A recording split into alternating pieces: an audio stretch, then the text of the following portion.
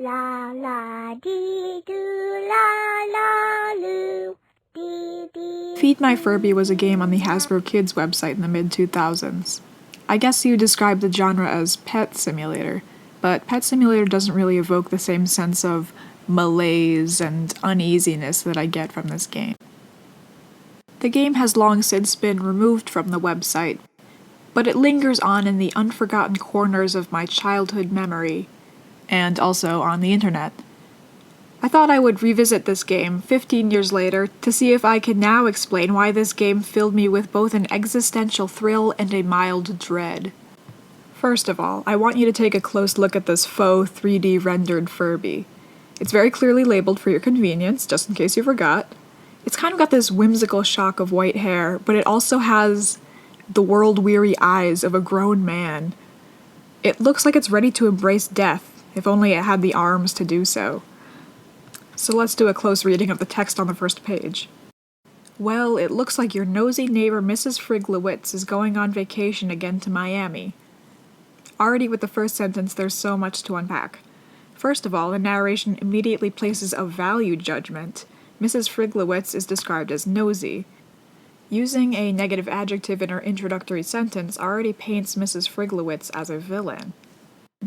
I did some research to see if Mrs. F was an established character in the Furby canon, but when I searched for it, the only two results were this game and my blog post about this game, so I'm guessing no. So for there to be a value judgment, someone must be doing the evaluating. In regards to this text, it might not just be giving us information about Mrs. Friglowitz. It might also be giving us information about who the speaker is, and how they feel about Mrs. Friglowitz. Mrs. Friglowitz is going on vacation again to Miami. The use of the word again makes it clear that this has happened more than once, establishing a pattern of decadence and abandonment on Mrs. F's part. That place is too hot for her Furby this time of year, so she had to leave it home. Alone! The font and capitalization here subliminally emphasize certain phrases to pull at the reader's sympathy. Miami is too hot for the Furby. The Furby is alone. We are meant to sympathize with Furby. We know how Furby feels. We also are too hot and alone. Mrs. F has given you the key to her apartment and asked you to feed Furby while she is gone.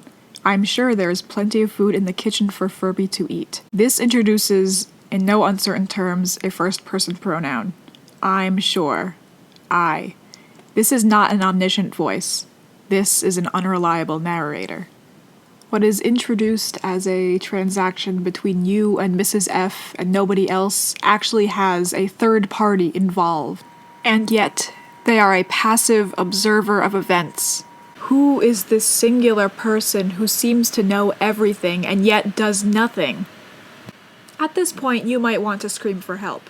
Luckily, there's a button for that.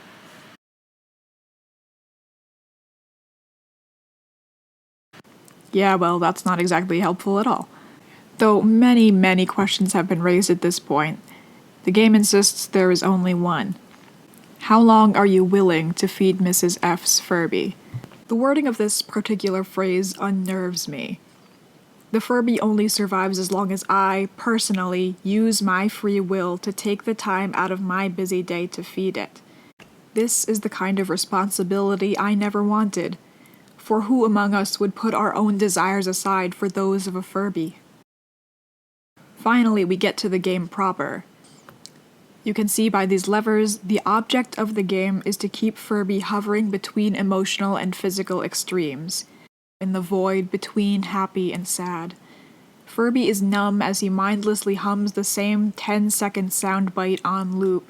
La la dee doo la la loo. Dee dee doo doo la la doo. Doo da dee. Doo la doo. The real charming thing about this game is that there's no way to turn the sound off. Now, I know exactly what you're all thinking. This is sort of like Aristotle's Nichomachean ethics. He states that every virtue is the middle ground between two vices. For example, patience is a virtue. If you are not patient enough, then you are impulsive, but if you are too patient, then you are passive. It's all about regulating extremes. To borrow directly from Aristotle himself, courage is a virtue. The lack of courage would be called cowardice, but an excess of courage would be called overconfidence or recklessness. Too much of literally anything is bad, and this philosophy seems to be very clearly echoed in Feed My Furby. Furby preaches moderation. If Furby feels too much of any one thing, then you lose the game. Just like in real life. Furby will eat whatever you say it will eat. He may be reduced to tears, but he will not protest. You can feed him 3 cactuses in a row, and he will yell in pain each time, but he will not refuse a 4th.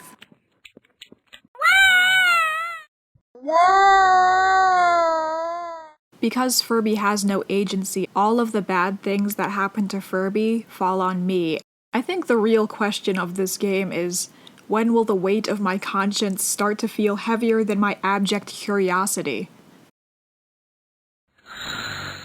The game can be lost in 6 different ways depending on your dietary choices for Furby. Me sleepy. If you feed the Furby too many turkey legs, he will get really tired. You know, I never considered the Furby a carnivorous animal, but you know, it makes a lot of sense in retrospect. If you feed Furby butter for every single meal, he will get too big and he will fall through the floor. I, among many of my peers, can love and respect a chunky boy. This one seems to be more about maintaining the infrastructural integrity of the house rather than managing the Furby's happiness. If you just feed Furby empty calories like celery, he's gonna get pretty small pretty fast. Uh-oh. Furby is so small, he disappeared. Or, as I like to call it, Furby returns to the nothing from whence he came. There is no Furby anymore. Nothing to feed. Nothing to keep alive. If you get Furby too excited, he will blast off to the moon. Good luck explaining that one to Mrs. F. She's gonna come back from Miami and be like, "Oh, my Furby's in orbit." It's very easy to make Furby sad. You just feed him a cactus over and over.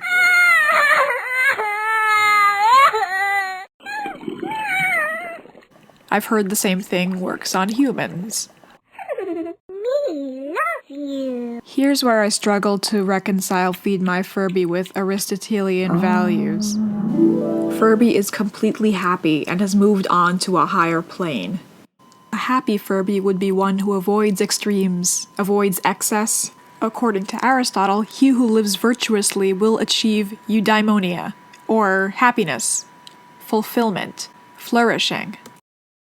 If happiness is the result, then it can't be one of the vices, right? In place of happy and sad, I might rename these as pessimism and optimism.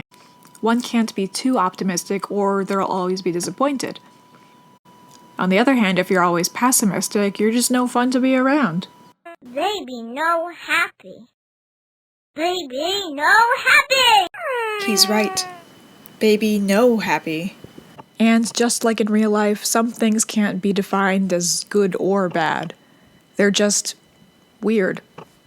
If you feed Furby 3 yogurts, he moos and grows horns.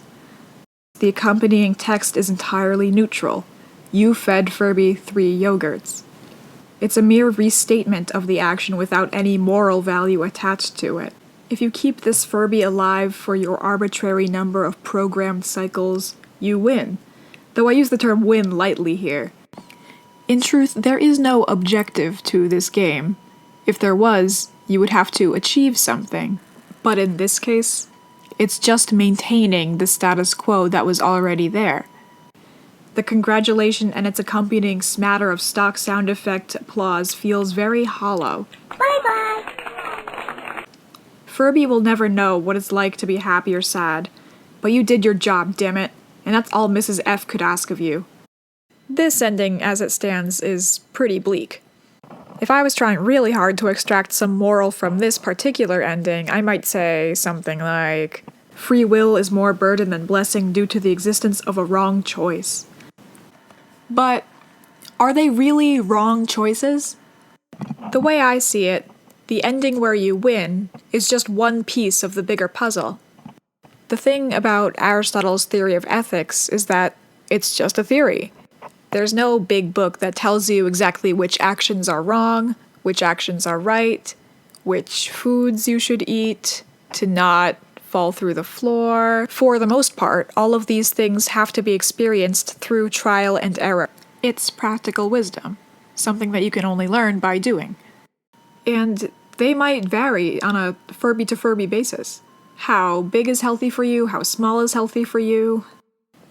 Which foods make you cry uncontrollably until you float away on a sea of your own tears? And yes, while there are extremes, there's also a wide range in between those extremes. It's a spectrum after all. So there is more right answers than just one. And since there's no objective way to measure how virtuous you are, I would argue experimentation with excess is actually necessary to maintaining a virtuous life. You have to experience these extremes in order to know where the center is.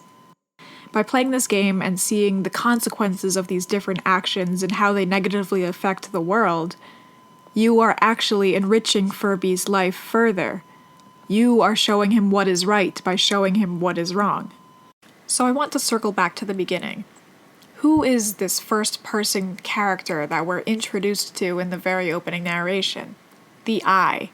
It seems to be an impartial observer of events. One who watches, but never acts. One who judges, but is not judged. Could this be an allegory for some higher power, waiting for us to make the right choice? If that's the case, they're going to be waiting a long time. You know me, I'm always messing with my neighbor's pet's mealtime routine.